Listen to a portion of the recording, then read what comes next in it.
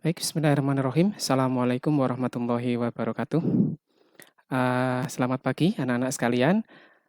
Pada kesempatan kali ini, tak lupa kita ucapkan syukur kehadirat Allah Subhanahu wa taala, Tuhan Yang Maha Esa, karena atas limpahan rahmat-Nya kita masih diberikan kesempatan, untuk dapat mengikuti program sekolah yaitu MPLS hari ketiga. Baik, pada kesempatan kali ini, saya dari tim kurikulum, akan menyajikan atau membahas tentang proses kegiatan belajar, dan mengajar di SMA Negeri Colomadu. Baik, kita mulai. Kita mulai dari perkenalan dulu ya untuk tim kurikulum. Dari tim kurikulum ini ada 4 orang. Yang pertama ini adalah Ibu Parsini selaku Wakasek Kurikulum di SMA Negeri Colomadu. Kemudian yang bagian bawah ini adalah kami bertiga staf dari tim kurikulum. Yang pertama ada Pak Beni Wahyu Febrian, biasa dipanggil Pak Beni. Lalu ada Ibu Veronica Susanti dan saya sendiri Arif Nur Hidayat. Bu Veronica ini juga sekaligus menjadi wali kelas. Kemudian saya juga menjadi wali kelas di kelas 10 IPA 4. Sekarang kita masuk ke materi. Yang pertama kita kenali dulu perbedaan siswa antara siswa SMP dan SMA. Tampak dari layar ini dari seragamnya sudah berbeda ya. Kalian dulu berseragam putih biru. Nah, sekarang sudah seharusnya berseragam putih abu-abu gitu ya. Tentu dengan naiknya tingkat ini harus ada perubahan terutama pada tanggung jawab. Dalam hal ini tanggung jawab khususnya dalam belajar ya. Jadi silakan nanti di SMA kelas 10 harus tambah semangat, harus belajar lebih giat lagi. Lalu berikutnya ini perbedaan antara siswa SMP dan SMA gitu ya. Kita mulai dulu dari kategori.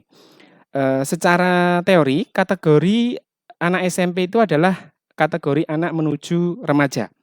Nah, sedangkan SMA ini adalah remaja akhir atau remaja menuju dewasa. Nah, kedewasaan ini ditandai dengan adanya tanggung jawab. Sehingga ketika kamu sudah mempunyai tanggung jawab yang lebih, itu artinya sedang dalam tahap menuju proses pendewasaan begitu.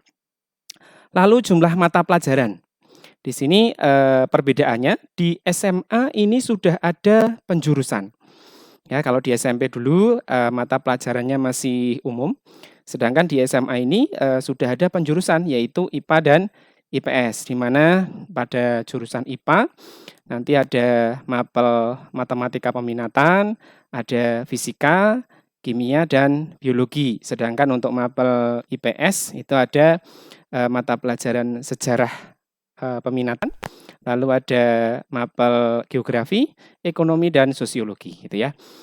Kemudian dari jumlah hari masuk sekolah, beberapa sekolah ini memang mungkin sudah 5 hari kerja, tapi pada umumnya di SMP dulu itu masih masuk selama 6 hari sekolah. Sedangkan di SMA nanti untuk Jawa Tengah itu sudah mengikuti khususnya di SMA Colomadu ya, ini masuknya adalah 5 hari sekolah. Kemudian untuk jam belajarnya, kalau jam belajar reguler di SMP ini adalah 40 menit untuk 1 jam pelajarannya.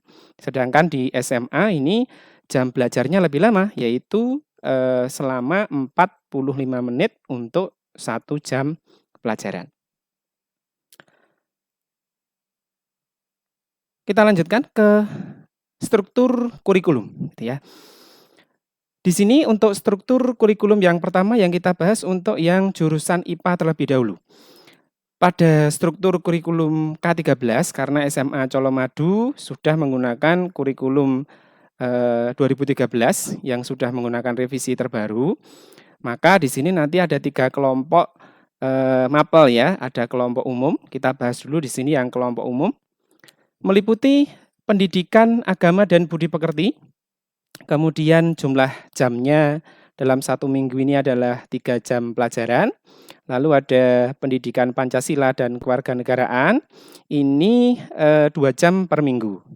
Lalu ada pelajaran bahasa Indonesia 4 jam per minggu, kemudian ada pelajaran matematika 4 jam per minggu, lalu ada pelajaran sejarah Indonesia atau seringkali disebut sejarah wajib ya ini, 2 JP, 2 jam pelajaran per minggu, dan yang terakhir untuk kelompok umum adalah bahasa Inggris, ini 2 jam pelajaran per minggu. Ini untuk alokasi mapel kelompok A atau umum. Lalu berikutnya untuk kelompok B. Jadi untuk kelompok B masih di mapel umum juga, belum masuk ke materi peminatan atau penjurusan. Ini ada 4 mapel, yaitu seni budaya, kemudian ada prakarya, dan ada bahasa Jawa yang masing-masing per minggunya adalah 2 jam pelajaran. Lalu ada pendidikan jasmani, olahraga dan kesehatan atau penjas orkes. Ini dalam 1 minggunya ada 3 jam pelajaran. Sehingga kalau dijumlahkan ini jam pelajaran untuk kelompok A dan B dalam 1 minggu ada 26 jam pelajaran. Lalu untuk kelompok C, peminatan. Nah ini mapel-mapel yang sudah sesuai dengan jurusannya masing-masing. Karena di sini untuk kelompok IPA, kita bahas dulu yang IPA, maka ada 4 mapel yaitu matematika. Di sini seringkali disebut dengan matematika peminatan. Lalu ada biologi, fisika, dan kimia. Yang masing-masing untuk kelas 10 ini untuk per minggunya adalah 3 jam pelajaran. Kemudian ada juga mapel kelompok yang berikutnya yaitu mata pelajaran lintas minat atau pendalaman minat. Ini ada 2 mata pelajaran untuk masing-masing kelas. Mungkin nanti untuk kelas IPA 1 dengan IPA yang lainnya itu bisa saja memiliki mapel peminatan yang berbeda. Nah, di sini untuk mapel lintas minatnya, maaf ya, lintas minat ya tadi ya, lintas minat yang berbeda. Lintas minatnya di sini ada bahasa dan sastra Inggris. Masing-masing 1 minggunya 3 jam pelajaran, dan ada mata pelajaran sosiologi atau geografi lintas minat. Jadi nanti untuk sosiologi atau geografi ini masing-masing kelas mapel lintas minatnya bisa berbeda. Sehingga total dalam 1 minggu ini ada 44 jam pelajaran. Ini adalah struktur kurikulum untuk kondisi reguler ya. Namun untuk kondisi pandemi seperti ini nanti ada penyederhanaan kurikulum yang jadwalnya sudah dibagikan di grup kelas kalian masing-masing. Saya kira masih sudah cukup jelas ya untuk ini ya, untuk jumlah jam pelajarannya, sehingga totalnya ada 16 mapel yang kalian terima di kelas 10. Baik, berikutnya untuk mapel atau jurusan IPS, untuk peminatan IPS. Ini untuk peminatan IPS secara umum hampir sama dengan peminatan IPA tadi ya, di mana pada kelompok umum masih sama, itu ada 6 mapel, sama dengan mapel yang IPA tadi, mapel MIPA. Untuk jurusan MIPA, maaf, sama dengan jurusan atau peminatan MIPA. Kemudian kelompok B-nya juga masih sama. Nah, yang membedakan di sini adalah pada bagian kelompok mapel C, ya, kelompok peminatan. Nah, pada kelompok C ini ada 4 mapel yang meliputi mapel geografi, kemudian mapel sejarah. Nah, tadi ada sejarah yang atas tadi ya, yang sebelumnya ini ada sejarah Indonesia. Ini adalah sejarah wajib, maka baik IPA maupun IPS nanti mendapatkan mapel sejarah Indonesia atau sejarah wajib. Kemudian untuk yang bawah ini, kelompok C ini adalah mapel sejarah khusus untuk peminatan IPS, untuk jurusan IPS ya. Kemudian ada sosiologi, lalu ada ekonomi. Yang masing-masing per minggunya ini adalah 3 jam pelajaran. Kemudian yang berikutnya untuk kelompok lintas minat. Untuk kelas atau peminatan IPS ini ada 2 mapel lintas minat, yaitu, mapel biologi lintas minat dan kimia lintas minat, yang masing-masing per minggunya adalah 3 jam pelajaran. Sehingga kalau ditotal sama dengan peminatan IPA, maka, kelompok peminatan IPS ini juga dalam 1 minggunya, mendapatkan 44 jam pelajaran. Kita lanjutkan sekarang untuk, pembagian jam. Pembagian jadwal ya ini ya maksudnya ya, jam belajarnya. Ini disesuaikan dengan kondisi pandemi saat ini sehingga kurikulum kita di SMA Negeri Colomadu ini mengalami penyesuaian. Di mana kalau biasanya 1 jam pelajarannya itu adalah 45 menit, namun untuk kondisi saat ini karena pandemi COVID-19, maka untuk lama waktu 1 jam pelajaran ini disesuaikan menjadi 30 menit, dimulai dari jam 7.30 sampai jam 8 ini untuk jam pertama. Maka nanti kalian diharapkan sebelum jam 7.30 sudah standby ya, sudah ready. Paling tidak nanti jam 7 biasanya Bapak Ibu wali kelas itu sudah mengirimkan atau Bapak Ibu guru mapel sudah mengirimkan form absensi ya, bisa kalian buka nanti lewat Google Classroom. Absen bisa dilakukan lewat Google Classroom atau bisa juga nanti melalui Google Meeting. Jadi tergantung Bapak Ibu gurunya nanti nggih. Kemudian jam kedua itu dari jam 8 sampai jam 8.30. Lalu jam ketiga ini jam 8.30 sampai jam 9. Kemudian jam keempatnya adalah jam 9 sampai jam 9.30. Ini adalah untuk sesi yang pertama. Lalu dilanjutkan dengan istirahat 15 menit. Ya, jadi untuk memberi jeda waktu kalian itu adalah 15 menit dari jam 9.30 sampai dengan jam 9.45. Berikutnya dilanjutkan dengan sesi kedua dari jam ke-5 yaitu jam 9.45 sampai dengan jam 10.15. Kemudian kemudian masuk ke jam ke-6 dari jam 10.15 sampai dengan jam 10.45. Lalu jam ke-7-nya adalah jam 10.45 sampai dengan jam 11.15, kemudian jam terakhir jam 8 dari jam 11.15 sampai dengan jam 11.45. Ya, jadi selesai pembelajaran untuk hari Senin dan Selasa ini adalah jam 11.45.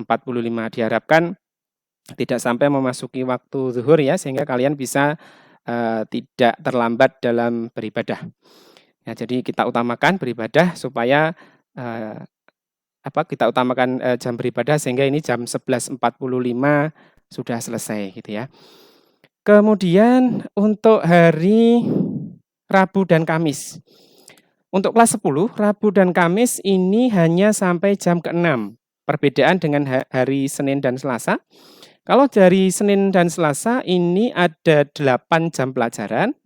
Untuk hari Rabu dan Kamis ini ada 6 jam pelajaran. Sesi 1 itu jam kedua sampai dengan jam ke-4. Lalu kemudian sesi 2 ini jam ke-5 dan ke-6. Jadi untuk hari Rabu dan Kamis pembelajaran selesai jam 10.45.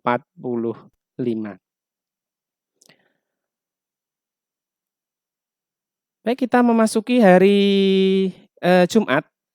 Ya, hari yang terakhir dalam 1 minggu karena sekolah kita sudah 5 hari masuk sekolah.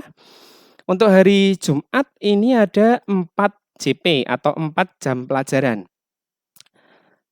Jadi tidak dibagi sesi 1 dan 2, hanya 4 jam pelajaran saja langsung dimulai dari jam 7.30, kemudian jam keempatnya selesai jam 9.30.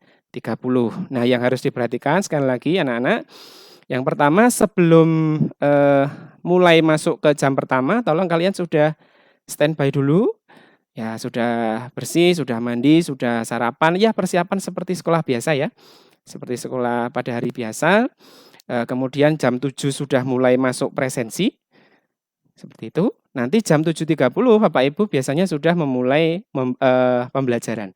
Jadi diusahakan sebelum jam 7.30 ini kalian sudah siap. Gunakan pakaian yang rapi, siapa tahu nanti Bapak Ibu, Bapak Ibu guru ya, ini ingin melakukan meeting dengan, kalian via aplikasi Google Meeting. Nanti kita akan jelaskan di belakang aplikasi apa saja yang dibutuhkan untuk pembelajaran di SMA Negeri Colomadu, terutama untuk kondisi, COVID-19 ini. Itu untuk, pembagian jam pelajaran. Kita akan memasuki, penilaian sekarang ya. Untuk penilaian, tentu penilaian ini tidak luput ya dari proses pembelajaran, tentu kalian, nanti juga butuh nilai ya, terutama untuk nilai raport. Nah, sebelum masuk ke pembahasan ini, perlu saya sampaikan bahwa SMA Negeri Colomadu ini sudah menggunakan e-raport. Jadi sudah beberapa tahun yang lalu kita sudah menggunakan sistem e-raport. Mungkin bagi, beberapa siswa, ada yang sudah tidak asing dengan e-raport ini karena di SMP-nya sudah menggunakan e-raport. Baik, untuk penilaian ada 3 ranah yang akan diambil nilainya. Ranah yang dinilai, ini yang pertama untuk ranah pengetahuan. Ranah pengetahuan. Nah, jenis penilaiannya di sini ada beberapa macam. Hanya ini saya ambilkan sampel saja, contoh saja. Yang pertama ada ulangan harian. Nah, ulangan harian ini nanti di era pandemi ini biasanya Bapak Ibu guru itu menggunakan Google Form. Mungkin ada juga yang menggunakan Microsoft Form atau yang lain, atau Quizzes dan lain-lain. Tapi yang jelas untuk ulangan harian rata-rata nanti kebanyakan Bapak Ibu guru akan menggunakan Google Form. Mudah-mudahan kalian sudah familiar ya di SMP dulu. Kalau memang belum terbiasa dengan Google Form, maka mulai sekarang belajar ya. Pelajari bagaimana cara mengerjakan soal-soal dengan Google Form. Nanti kamu cari di internet, literasinya cukup banyak. Kemudian ada tugas. Nah, tugas ini biasanya itu akan diposting via Google Classroom. Sehingga nanti ada aplikasi wajib yang harus kalian install di smartphone kalian, atau bagi yang laptop nggak perlu pakai aplikasi, langsung bisa menggunakan browser Google Chrome. Jadi tugas nanti akan kamu akses itu melalui aplikasi Google Classroom. Kemudian berikutnya adalah PTS atau penilaian tengah semester. Nah, untuk penilaian tengah semester ini maka nanti akan dilakukan secara serentak baik mulai dari kelas 10, 11, dan 12. Nah, aplikasi yang digunakan yang familiar saja dengan kalian, simpel saja, yaitu menggunakan Google Classroom dan menggunakan Google Form. Ya, untuk PTS seperti ini. Kemudian ada UAS, ulangan akhir semester, atau PAT. Ini hampir sama ya. Jadi nanti untuk PTS dan PAT itu rata-rata Bapak Ibu guru akan menggunakan Google Form. Kemudian ada satu lagi bentuk penilaian berupa lisan. Nah, ini bisa saja nanti penilaian lisan ini akan dilakukan oleh Bapak Ibu guru melalui aplikasi Google Meet. Seperti ini. Kemudian untuk ranah keterampilan. Ranah keterampilan ini biasanya yang dinilai adalah portofolio, proyek, ataupun produk. Nah, apa itu portofolio? Portofolio ini adalah kumpulan hasil pekerjaan yang sudah kalian kerjakan. Jadi mungkin ada Bapak Ibu guru yang membuat tugas-tugas melalui Google Classroom, kalian kerjakan, kemudian Bapak Ibu guru akan melist siapa saja yang sudah mengumpulkan dan siapa saja yang belum mengumpulkan. Nah, portofolio ini bisa saja berupa kumpulan dari hasil-hasil pekerjaan yang sudah kalian lakukan. Lalu kemudian ada penilaian proyek, kemudian ada penilaian produk. Proyek bisa saja kalian diminta untuk membuat suatu karya. Jadi misalkan mapel prakarya dan kewirausahaan, tentu biasanya ada produknya ya. Bisa saja kalian diminta membuat misalkan kerajinan dari stick ice cream misalkan, akan diberi tenggang waktu 1 minggu, 2 minggu. Nah, kemudian kalian diminta untuk membuat laporannya, mengumpulkan laporannya seperti itu, penilaian proyek. Kemudian yang terakhir ranahnya yaitu ranah sikap. Ini meliputi 2 hal, yaitu sikap sosial dan spiritual. Nah, sikap sosial dan spiritual ini ada 2 hal. Yang pertama, Bapak Ibu guru agama ini bisa menilai sosial dan spiritual. Lalu Bapak Ibu guru PKN, Pendidikan Pancasila ini juga menilai. Kemudian Bapak Ibu guru bimbingan dan konseling. Nah, ini adalah sekilas tentang penilaian yang dilakukan di SMA Negeri Colomadu. Jadi tolong dicermati, dipahami apa saja yang harus kamu lakukan supaya nilainya tercukupi gitu ya. Terutama tugas-tugas jangan sampai kalian tidak mengumpulkan gitu ya. Karena memang di e-raport ini bobot dari tugas dan ulangan harian ini bobotnya sama. Sehingga sebenarnya kalau kalian mengerjakan tugas itu dengan rajin itu akan sangat membantu bisa mengangkat untuk nilai ulangan hariannya. Jadi tugas dan ulangan harian ini kalau di e-raport itu akan dirata-rata dengan bobot yang sama. Jadi jangan dilewatkan tugas ini, usahakan dikumpulkan. Jangan sampai kosong karena bobotnya sama. Jadi tugas itu bisa mengangkat nilai ulangan harian. Itu nggih untuk ranah yang dinilai di SMA Negeri Colomadu. Baik, berikutnya untuk kriteria ketuntasan minimal. Tentu kalian sudah tidak asing lagi dengan istilah KKM. Di SMP pun kamu juga sudah mendapatkan istilah ini ya, KKM, yaitu kriteria ketuntasan minimal. Artinya kriteria ketuntasan minimal ini adalah nilai minimal yang harus kalian capai supaya kalian dinyatakan tuntas untuk KD tertentu dalam mapel. Jadi batas minimalnya supaya kalian bisa dinyatakan tuntas dalam KD tertentu, dalam pelajaran tertentu, ini disebut dengan KKM. Nah, KKM untuk setiap mapel di SMA Negeri Colomadu ini adalah 70 gitu ya. 70 untuk kriteria ketuntasan minimalnya. Artinya kalian harus mendapatkan nilai minimal 70 dalam 1 KD supaya kalian bisa dinyatakan tuntas untuk KD tersebut, untuk bab tersebut gitu. Ini ya untuk KKM-nya. Baik, untuk KKM saya kira cukup jelas. Oke, untuk KKM-nya. KKM-nya ini sama ya untuk ranah pengetahuan dan ranah keterampilan ini sama, yaitu bisa nilai KKM-nya adalah 70.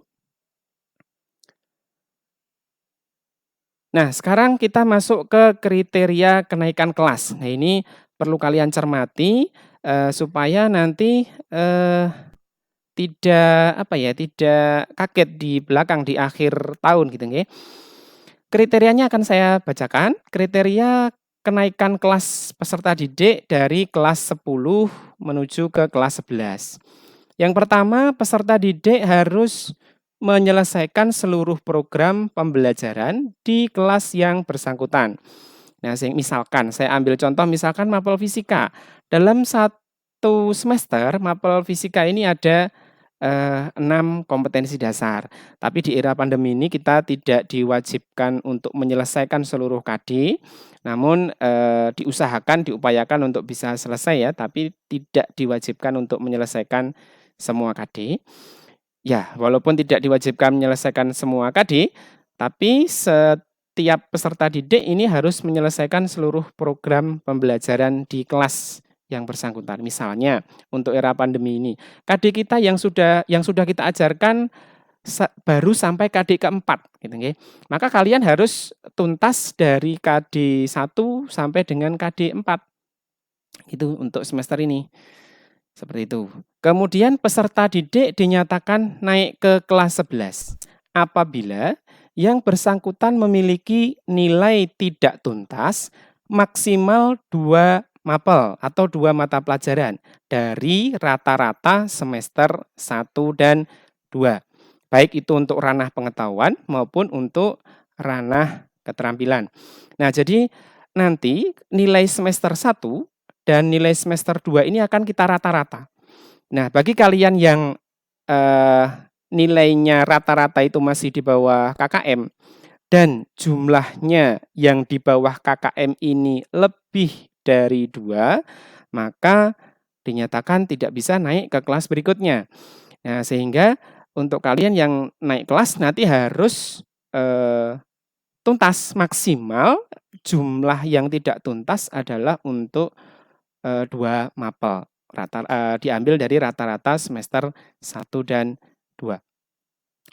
Lalu berikutnya, ketidakhadiran peserta didik maksimal 10% dari jumlah hari sekolah.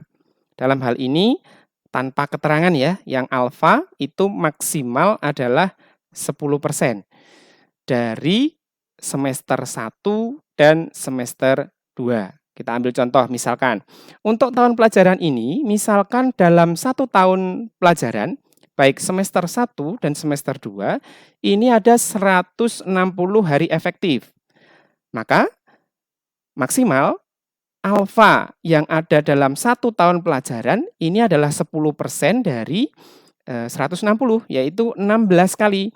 Maka jika kalian 16 kali alfa dalam 1 tahun, ini maksimalnya, atau 17 kali alfa dalam 1 tahun, maka siswa yang bersangkutan tidak bisa melanjutkan ke kelas berikutnya. Jadi absensi ini sangat penting sekali.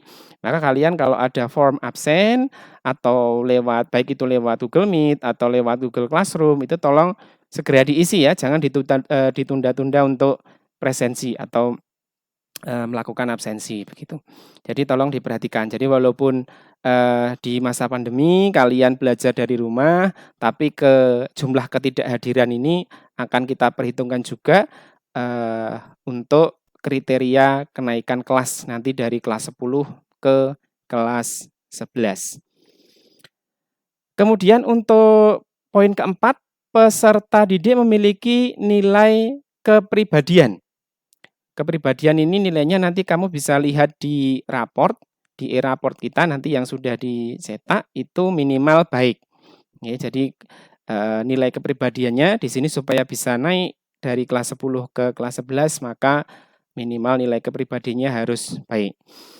Lalu yang kelima, peserta didik aktif dalam kegiatan ekstrakurikuler, di sini tertutup ya. Ini pramuka. Ekstrakurikuler pramuka, karena ekstrakurikuler pramuka ini adalah ekstrakurikuler wajib yang harus kalian ikuti. Untuk teknis pelaksanaannya seperti apa, kita masih menunggu dari pembina pramuka. Jadi tunggu saja informasinya. Jadi untuk bisa naik ke kelas 11 di sini nilai ekstrakurikuler pramukanya minimal memiliki predikat B atau predikat baik. Maka kalian harus aktif juga ya di kegiatan pramuka. Tapi tetap nanti kita masih menunggu teknis bagaimana pelaksanaannya dari pembina pramuka. Ya, itu tadi untuk kriteria kenaikan kelas. Ya, ini untuk model analisis ketuntasan untuk kenaikan kelas.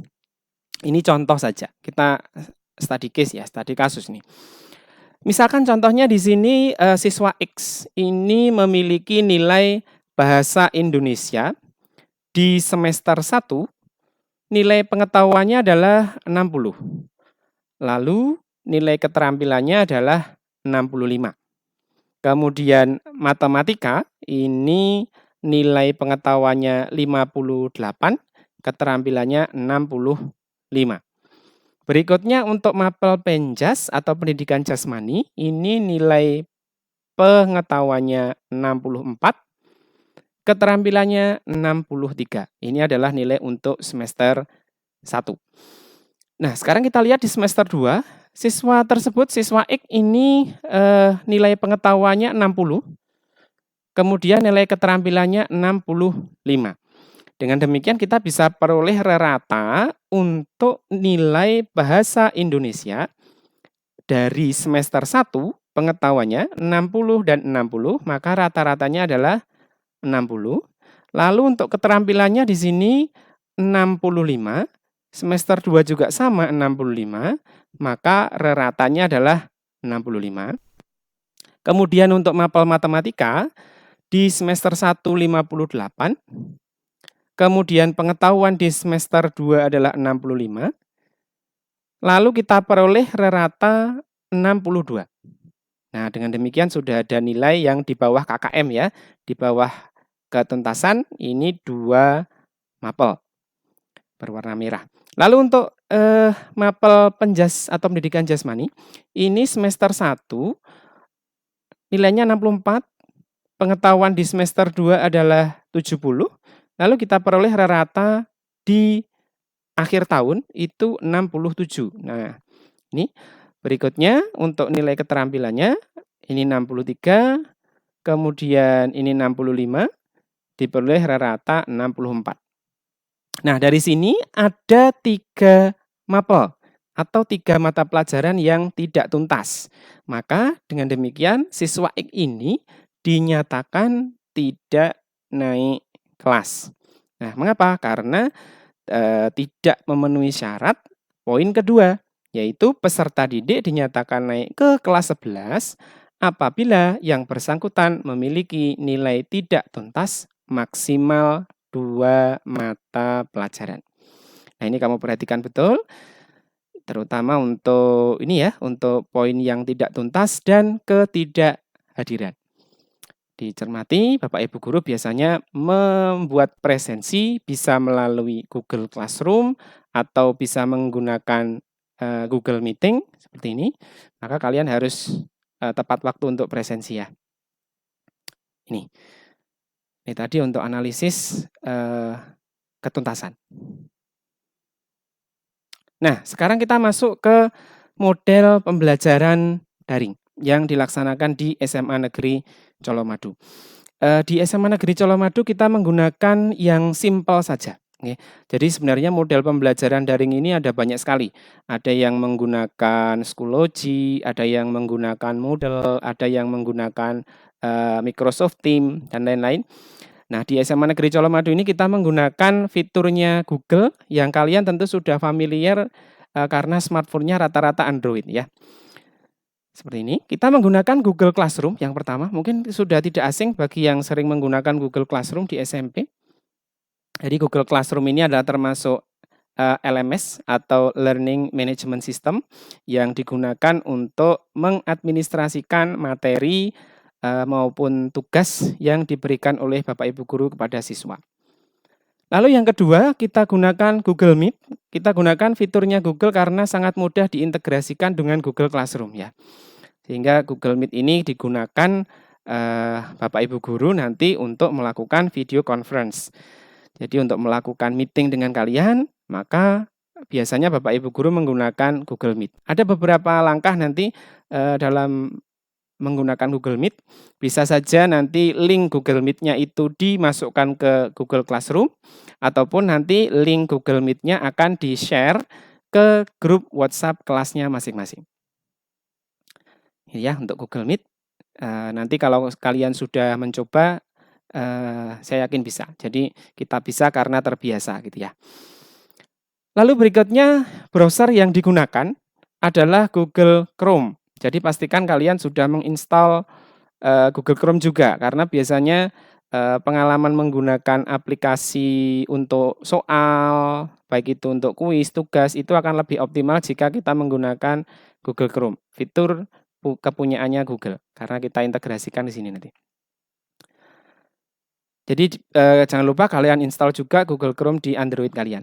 Jadi yang pertama Google Classroom untuk manajemen materi maupun tugas, lalu ada Google Meet yang digunakan untuk teleconference atau video conference, kemudian ada Google Chrome nanti browsernya yang kita gunakan, lalu ada WhatsApp. WhatsApp ini juga penting digunakan untuk komunikasi dalam kelas, sehingga Bapak Ibu Guru yang ingin mengingatkan atau mengirimkan link Google Meet-nya itu bisa dikirimkan ke grup WhatsApp-nya. Jadi tolong ini juga menjadi perhatian karena beberapa hari yang lalu Bapak Ibu Guru mendapatkan keluhan bahwa di grup kelasnya ini terlalu ramai dengan chat yang mungkin tidak ada kaitannya dengan kegiatan pembelajaran. Jadi diusahakan WhatsApp-nya, grupnya bersih ya, digunakan saja untuk pembelajaran. Lalu kalau kalian pengen berkomunikasi dengan temannya, pengen buat grup WhatsApp baru, silahkan dibuat saja grup WhatsApp baru untuk kelas kalian sendiri. Jadi dibedakan antara yang grup untuk khusus pembelajaran maupun grup untuk kelasnya masing-masing. Sehingga untuk grup yang kelas untuk pembelajaran yang Bapak Ibu guru menjadi anggota di situ ya, itu usahakan bersih nggih, jangan digunakan untuk chatting yang sekiranya tidak perlu gitu nggih. Karena itu nanti akan sangat mengganggu dan mengaburkan informasi-informasi penting dari Bapak Ibu guru yang ingin mengirimkan tugasnya, mengirimkan linknya, mengirimkan informasi, pengumuman ke grup WhatsApp kelasnya masing-masing. Jadi tolong untuk grup WA-nya diusahakan grup pembelajaran kelas ini jangan terlalu ramai dengan chat yang tidak penting atau tidak ada kaitannya dengan kegiatan pembelajaran. Ya, jadi ada 4 aplikasi ini yang wajib kalian install di HP-nya masing-masing, yaitu Google Classroom, Google Meet, Google Chrome, dan WhatsApp. Itu untuk model pembelajaran daring di SMA Negeri Colomadu. Lalu berikutnya, nah ini kita singgung sebentar ya, bagaimana kalian bergabung dengan dengan Google Classroom. Jadi nanti Bapak Ibu guru, wali kelas itu akan mengirimkan kode kelas untuk masing-masing kelasnya. Jadi setiap kelas itu punya kode yang berbeda. Jadi pastikan kode kelas kalian sudah benar ya. Nanti yang akan mengirimi kode kelasnya adalah wali kelas. Nah, bagaimana caranya? Setelah kalian install Google Classroom-nya, ini ya, saya yakin sudah bisa install. Yang perlu diperhatikan ini nama dari akun Google-nya. Jadi tolong nama akun Google-nya ini jangan diberi nama yang aneh-aneh gitu ya. Misalkan diberi nama Patrick 123 itu Bapak Ibu guru nggak tahu nanti siapa ini Patrick 123 mau dikoreksi masuk kelas berapa, ini namanya siapa gitu ya. Jadi tolong namanya diperhatikan, gunakan nama lengkap. Oke. Nah, setelah kalian masuk ke aplikasi Google Classroom, di sudut kanan nanti ada tombol tambah atau tombol plus. Kalian klik, bisa dipilih join class atau gabung ke kelas gitu ya. Jangan pilih yang create class, nanti ini untuk membuat kelas baru. Oke, pilih join class, lalu kalian akan diminta untuk mengisi kode kelas yang sudah di-share oleh wali kelasnya masing-masing. Nah, seperti apa? Ya, kira-kira seperti ini. Kita contohkan untuk Google Classroom yang sudah kita buat dulu ya. Ini hanya untuk contoh saja.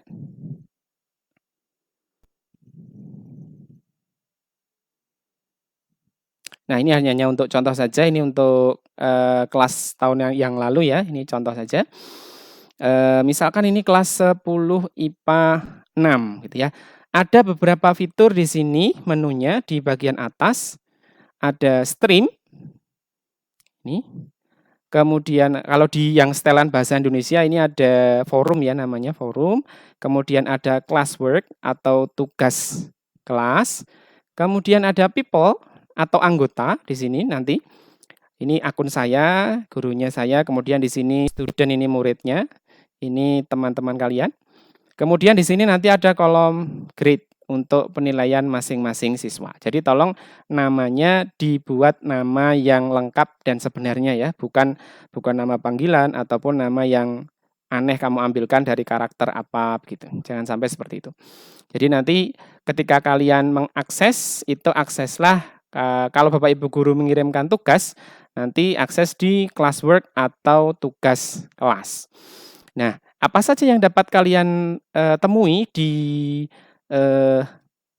di tugas kelas ini? Yang pertama ada materi pembelajaran. Nah, materi pembelajaran ini bisa berbagai macam bentuk. Yang pertama bisa saja Bapak Ibu itu akan mengirimkan materi berupa file PDF. Ini saya kira di Android kalian masing-masing bisa ya membuka file PDF sehingga tidak perlu kalian mencatat-catat lagi ya. Sehingga seperti ini, file PDF. Kemudian bisa juga berupa video. Nah, ini kebetulan, video ini saya buat sendiri untuk, eee, membahas soal seperti ini.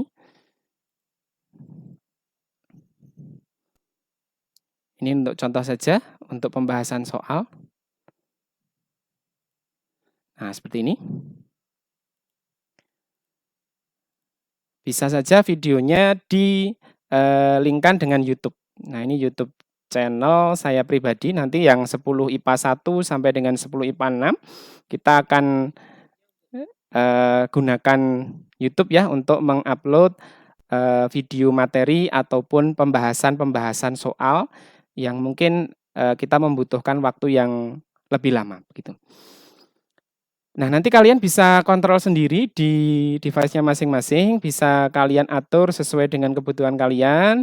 Mungkin kalau kuotanya atau yang pakai WiFi ya, bisa gunakan kualitas yang tinggi, atau mungkin bagi kalian yang, menggunakan kuota, nanti kok kuotanya habis banyak, setel saja ke setelan yang 360 atau 240. Saya kira sudah familiar dengan itu. Kelebihannya nanti kamu juga bisa menyimpan video ini, jadi saya tidak memprotek ataupun menggunakan hak cipta di video ini. Kalian bisa download dan diputar, ketika kalian membutuhkan materi pembahasan. Silakan nanti di-download di aplikasi YouTube-nya masing-masing. Ya gitu ya, jadi untuk pembelajarannya nanti ada 4 aplikasi yang kita gunakan. Jangan lupa ada 4 aplikasi, yaitu Google Classroom untuk manajemen kelasnya. Ini untuk tempat Bapak Ibu guru mengirimkan tugas dan materi. Lalu ada Google Meet untuk video conference atau meeting. Ada Google Chrome, biasanya ini untuk membuka Google Formulir ya, nanti untuk ulangan dan lain-lain kita menggunakan Google Chrome. Dan grup WhatsApp kelasnya masing-masing. Kita contohkan untuk yang Google Form dulu, kita ambilkan ini misalkan tugas. Nah, ini tugas, model yang kedua ya, kalau tadi materi, ini tugas. Tugasnya biasanya saya sampaikan ke Google Form. Nah, ini Bapak Ibu guru biasanya juga menggunakan Google Form untuk mengumpulkan tugas. Nah, bisa saja tugasnya ini berupa soal objektif, bisa saja nanti tugasnya berupa melampirkan file. Itu saya kira untuk sesi kali ini saya cukupkan sekian. Jadi jangan lupa tetap semangat belajar dari rumah. Jadi walaupun dari rumah kalian juga harus tetap belajar. Belajar tidak terbatas pada tempat dan waktu. Di era seperti ini, di era digital, kalian bisa belajar lebih mudah dengan sumber belajar yang sangat banyak tersedia di internet, ataupun kalian juga bisa berdiskusi dengan temannya via WhatsApp dan lain-lain. Jadi jangan lupa tetap jaga kesehatan, taati protokol COVID-19, jangan lupa cuci tangan, jaga kebersihan, makan makanan yang bergizi untuk meningkatkan sistem imun tubuh kita. Baik, terima kasih. Saya kira cukup sekian dulu untuk sesi kali ini. Ada kurangnya dari saya, mohon maaf. Wabillahi taufiq wal hidayah. Assalamualaikum warahmatullahi wabarakatuh.